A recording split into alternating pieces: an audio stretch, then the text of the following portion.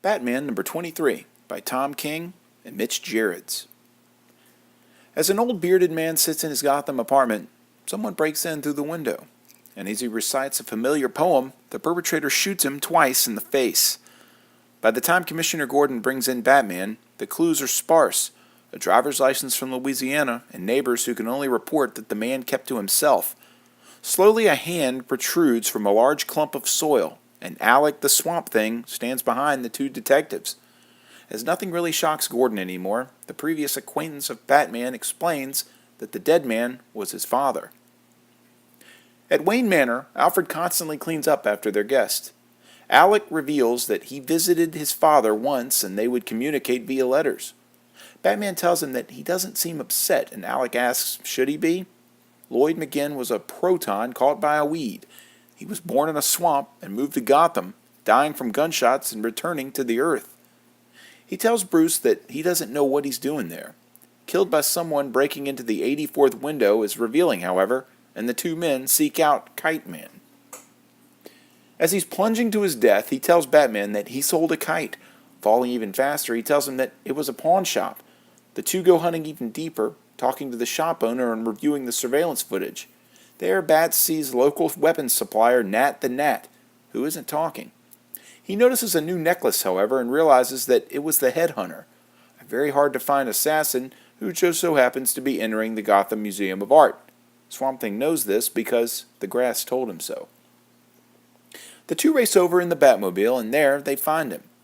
He admits to Batman that he did kill the man. He was singing a tune that the criminal had never heard before, a song his son Swamp Thing had sang before.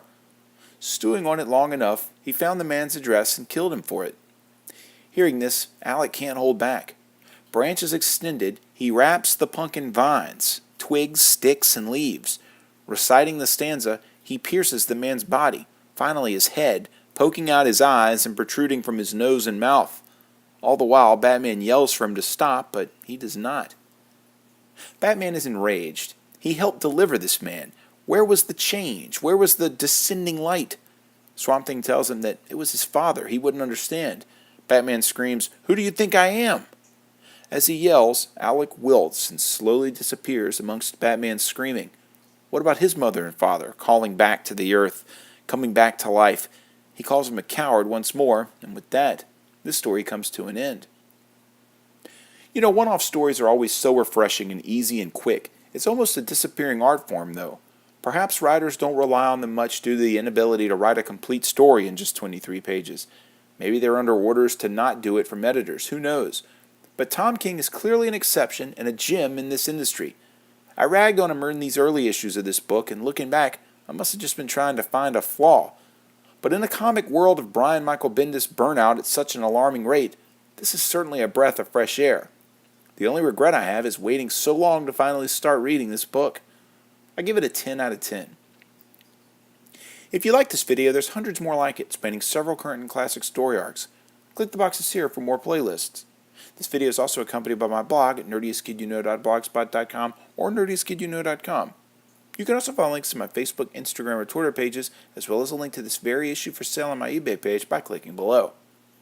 For the Nerdiest Kid You Know, I'm Sam Torito. Thanks for watching.